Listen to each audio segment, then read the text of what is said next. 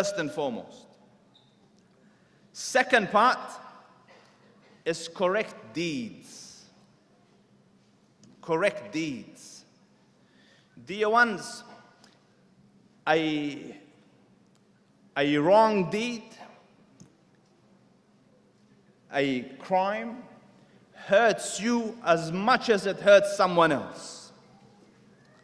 So you wrong someone, slap someone, break, the rights of someone, that doesn't go into a vacuum. That has an effect on him and an equal and opposite effect on you.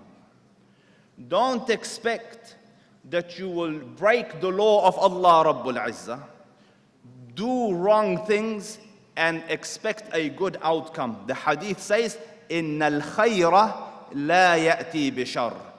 Goodness doesn't come through evil. Nothing good will come from a wrong process. Remember that. Nothing good comes from a wrong process.